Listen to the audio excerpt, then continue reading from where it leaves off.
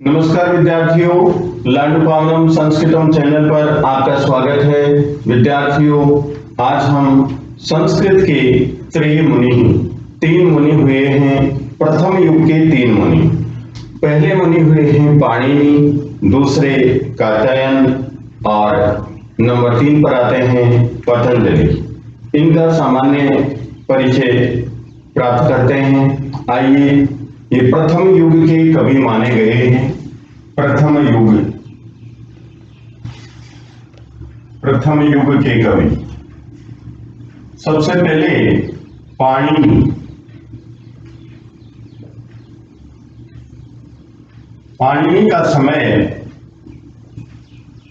600 ईस्वी पूर्व से 400 ईस्वी पूर्व के मध्य माना जाता है। 600 ईस्वी पूर्व से 400 ईस्वी पूर्व के मध्य माना जाता है। पाणिनि के पिता का नाम पणिन था, पणिन, और माता का नाम दाक्षी। गुरु का नाम उपवर्ष था, गुरु का नाम उपवर्ष था। पाणिनि के पिता का नाम पणिन, माता का नाम दाक्षी और गुरु का नाम उपवर्ष था।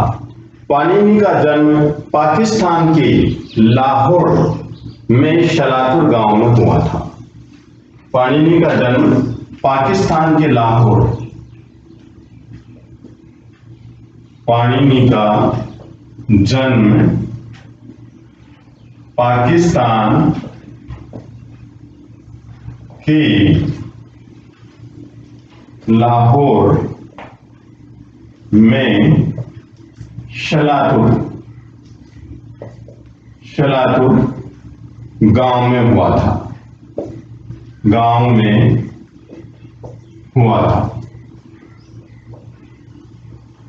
पाकिस्तान के लाहौर में शलातुर गांव में हुआ था पाणिनि का जन्म। पाणिनि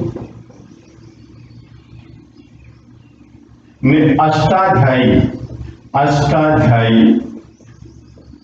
नामक ग्रंथ लिखा। पाणिनि ने अष्टाध्यायी नामक ग्रंथ लिखा। अष्टाध्यायी उनका प्रसिद्ध ग्रंथ है। अष्टाध्यायी में 8 अध्याय हैं और प्रत्येक अध्याय में 4 पाद हैं और 3995 सूत्र हैं। तो अष्टाध्यायी, अष्टानाम अध्यायानाम समाहार है। इसमें द्विगु समास है, अष्टाध्यायी में 8 अध्याय हैं, 8 अध्याय, और प्रत्येक अध्याय में 4 पाद हैं, 4 पाद, और 3995 सूत्र हैं, 3995 सूत्र हैं। इसलिए पाणिनि को सूत्रकार भी कहा जाता है। पाणिनि को सूत्रकार करते थे। पाणिनि सूत्रकार भी कहलाते हैं। पाणिनि को सूत्रकार भी कहा जाता है। पाणिनि का प्रसिद्ध ग्रंथ अष्टाध्यायी, जिसमें 8 अध्याय हैं और प्रत्येक अध्याय में 4 पाद हैं। इसलिए कितने पाद हुए? 8 को 4 से गुणा करते हैं तो 32 पाद हो गए, कुल 32 पाद हो गए। अब वो 8 अध्याय में क्या क्या है? सबसे पहला अध्याय है संख्या तथा परिभाषा। पाणिनि के अष्टाध्यायी में सबसे पहला अध्याय है संख्या तथा परिभाषा। संख्या तथा परिभाषा, पहला अध्याय संख्या तथा परिभाषा, ये पहला अध्याय है। दूसरा अध्याय है 7 विभक्तियों के अर्थ तथा समास प्रक्रिया। दूसरा है 7 विभक्तियों के अर्थ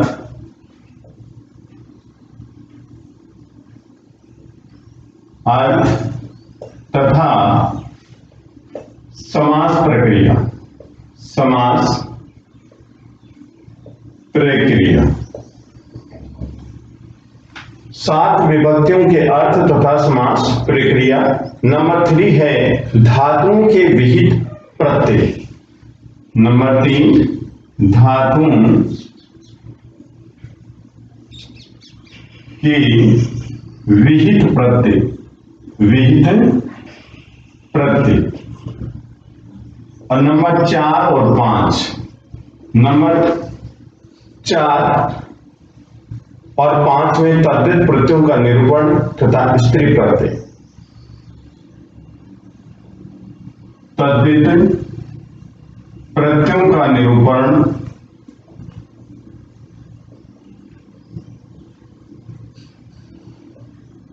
तथा स्त्री प्रत्यय। स्त्री प्रत्यय। और नंबर 6 है प्रकृति संबंधी कार्य के साथ तिंग संधि स्वर आदि का वर्णन। प्रकृति संबंधी कार्य के साथ तिंग संधि स्वर आदि का वर्णन। प्रकृति संबंधी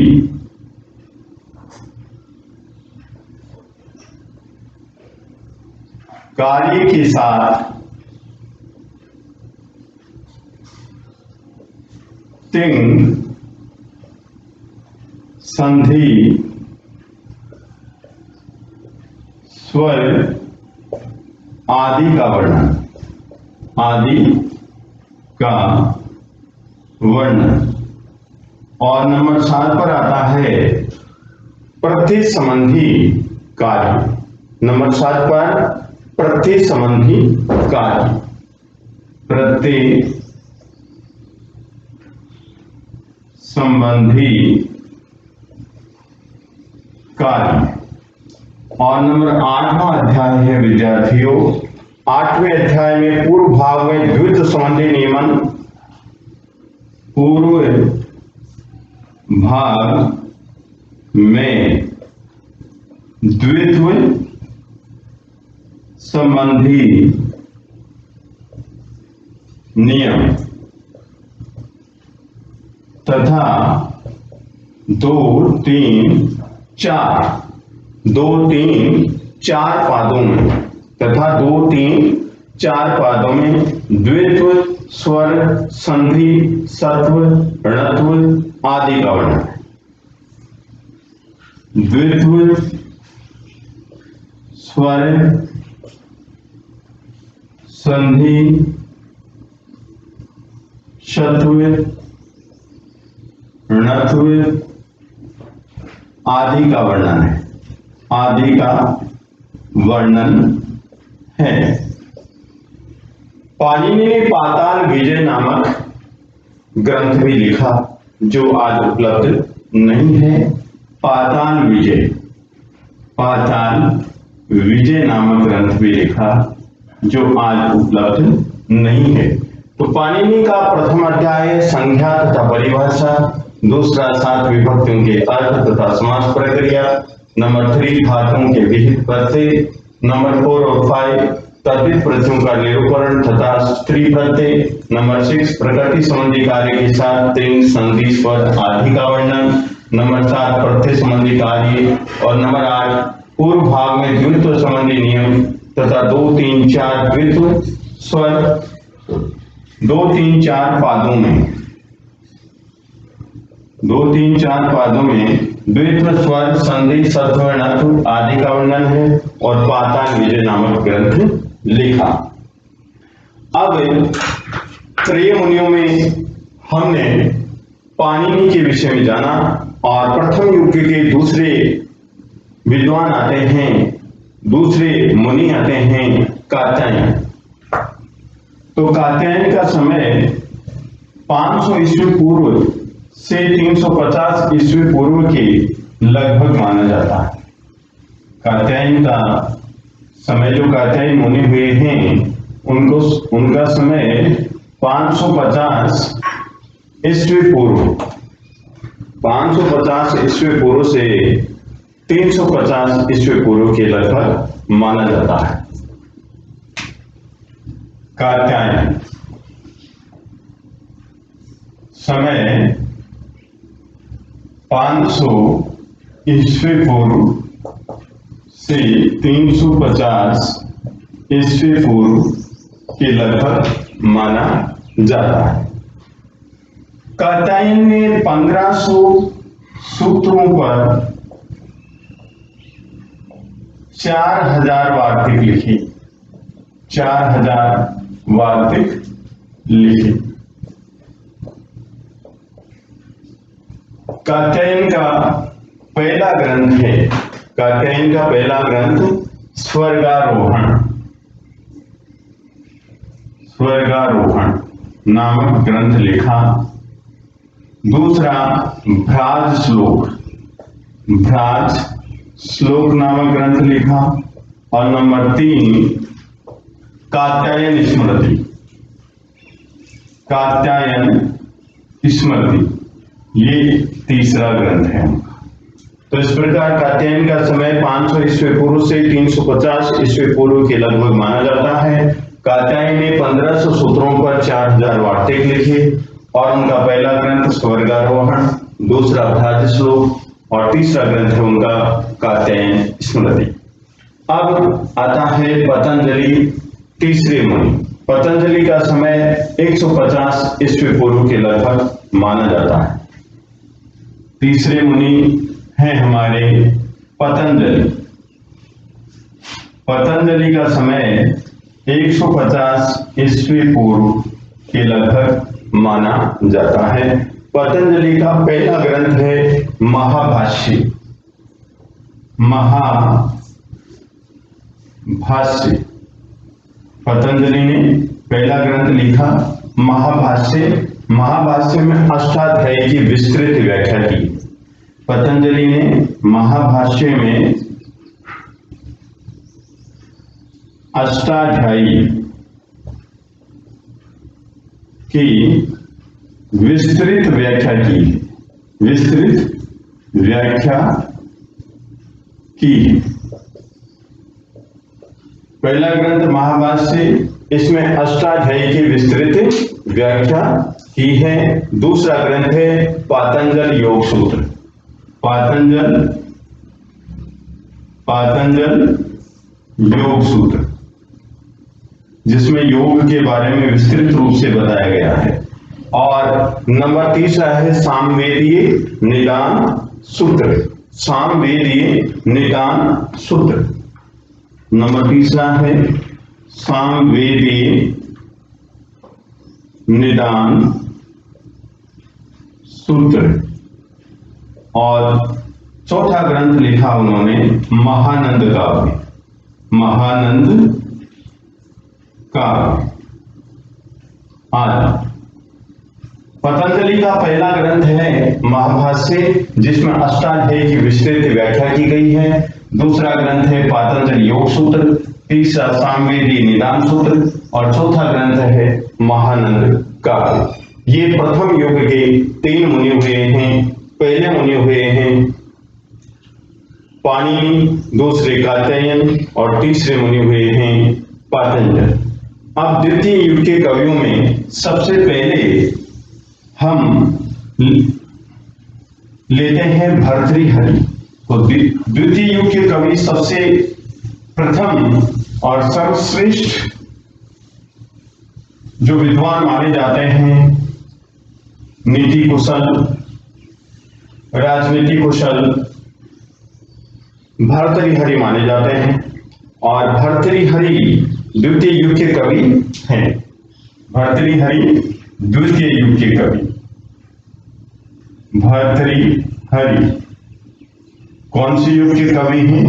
द्वितीय युग के कवि हैं।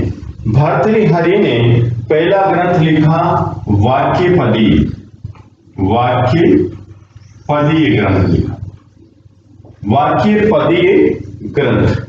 ये व्याकरण दर्शन का आदि ग्रंथ है। व्याकरण दर्शन का, व्याकरण दर्शन का आदि ग्रंथ है। वाक्य पदीय व्याकरण दर्शन का आदि ग्रंथ है। वाक्य पदीय में ब्रह्मस्फोट तथा विवर्तवाद का प्रतिपादन किया। इस वाक्य पदीय में भर्तृहरि ने ब्रह्मस्फोट तथा विवर्तवाद का प्रतिपादन किया। भर्तृहरि ने वाक्यपदीय नामक ग्रंथ में ब्रह्मस्फोट तथा विवर्तवाद का प्रतिपादन किया। वाक्यपदीय में आगम, वाक्य तथा प्रकीर्ण ये 3 कांड हैं।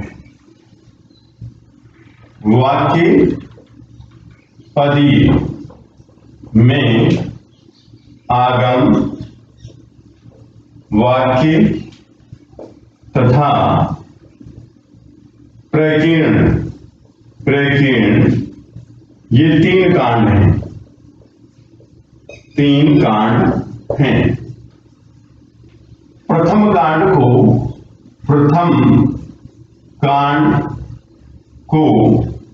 ब्रह्मकांड के नाम से जाना जाता है।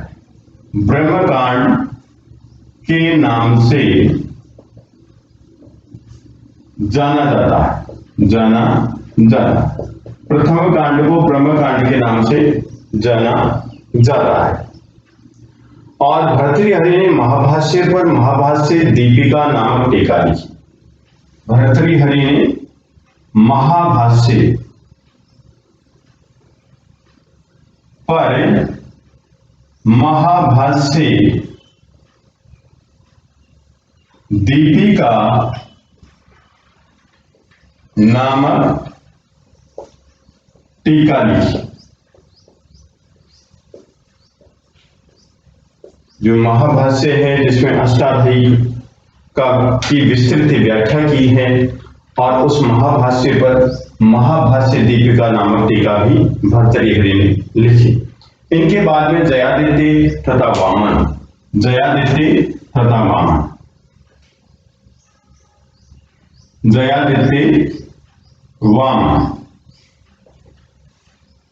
काशी का व्रती व्याख्या प्राप्त होती है। काशी का व्रती व्याख्या प्राप्त होती है, जो आज भी उपलब्ध है। अब विद्यार्थियों आता है भट्टोजी दीक्षित, फिर वरदराज, इनके विषय में अभी जानते हैं। भट्टोजी दीक्षित महाराष्ट्रीय ब्राह्मण थे। भट्टोजी दीक्षित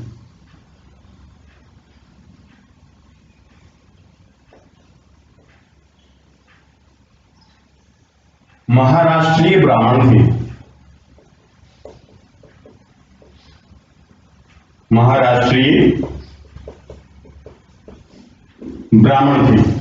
और इनका समय माना जाता है 16वीं शताब्दी का उत्तरार्ध तथा 17वीं शताब्दी का पूर्वार्ध। 16वीं शताब्दी का उत्तरार्ध तथा 17वीं शताब्दी का पूर्वार्ध माना जाता है।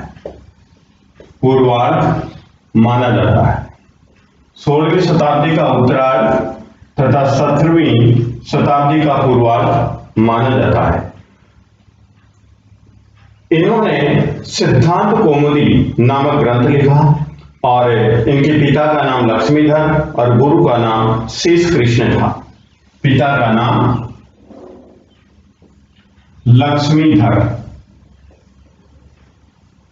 गुरु का नाम शेष कृष्ण था।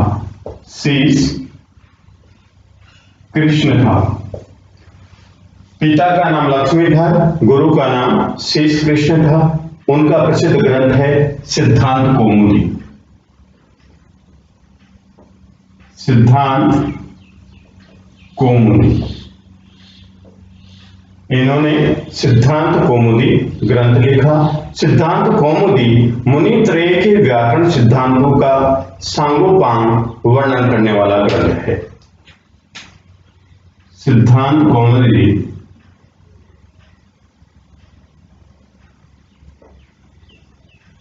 मुनित्रय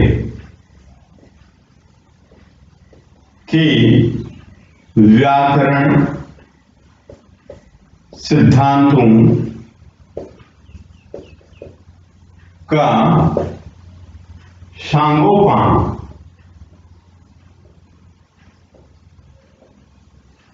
वर्णन करने वाला ग्रंथ है। वर्णन करने वाला ग्रंथ है। इसकी विशेषता है कि जो त्रय मुनि हैं उनके व्याकरण सिद्धांतों का वर्णन करने वाला ग्रंथ है सिद्धांत कौमुदी। अब विद्यार्थियों आता है जिनकी हम व्याकरण पढ़ रहे हैं आज के समय में, वो हैं हमारे श्रेष्ठ विद्वान वरदराज।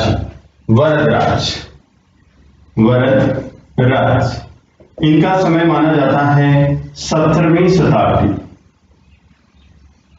17वीं शताब्दी की लगभग इनका समय माना जाता है। वरदराज दाक्षिणात्य ब्राह्मण थे। वरदराज कौन थे? दाक्षिणात्य ब्राह्मण। दाक्षिणात्य ब्राह्मण थे। इनके वरदराज के पिता दुर्गातनय और गुरु भट्टोजी दीक्षित थे। वरदराज के पिता का नाम था दुर्गातनय और गुरु थे भट्टोजी दीक्षित। भट्टोजी दीक्षित जिन्होंने सिद्धांत कौमुदी नामक ग्रंथ लिखा। पिता का नाम दुर्गातनय और गुरु भट्टोजी दीक्षित थे। वरदराज जी ने सिद्धांत कौमुदी तथा मध्य सिद्धांत कौमुदी लिखी। वरदराज जी ने सिद्धांत कौमुदी और लघु सिद्धांत कौमुदी तथा मध्य सिद्धांत कौमुदी लिखी।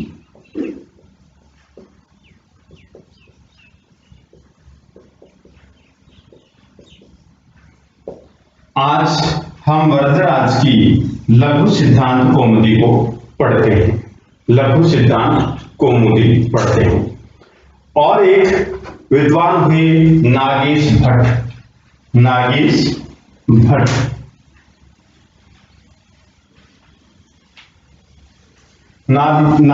भट्ट ने 5 ग्रंथ लिखे। नागेश भट्ट जी ने 5 ग्रंथ लिखे। नागेश भट्ट। अब नागेश भट्ट थे, इनके पिता का नाम शिव भट्ट था, माता सती देवी और गुरु भट्टोजी दीक्षित के पुत्र हरि दीक्षित थे। पिता थे शिव भट्ट, माता सती देवी और गुरु भट्टोजी दीक्षित के पौत्र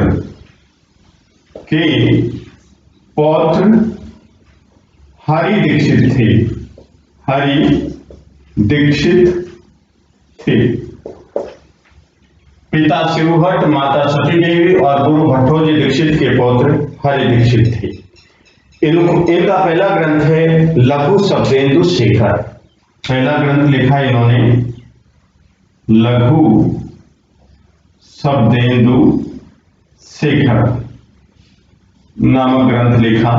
दूसरा है भाषेन्दु शेखर। भाषेन्दु शेखर दूसरा ग्रंथ है भाषेन्दु शेखर। और तीसरा है व्याकरण सिद्धांत मंजूषा। व्याकरण सिद्धांत मंजूषा। चौथा ग्रंथ है लघु मंजूषा, लघु मंजूषा। और पांचवा ग्रंथ है परम लघु मंजूषा, परम लघु मंजूषा। इस प्रकार नागेश भट्ट के 5 ग्रंथ हैं, लघु शब्देन्दु शेखर, परिभाषेन्दु शेखर, व्याकरण सिद्धांत मंजूषा, लघु मंजूषा, परम लघु मंजूषा। तो विद्यार्थियों, यदि आपको ये वीडियो पसंद आया तो आप लाइक कीजिए, शेयर कीजिए, कमेंट कीजिए, सब्सक्राइब कीजिए। धन्यवाद।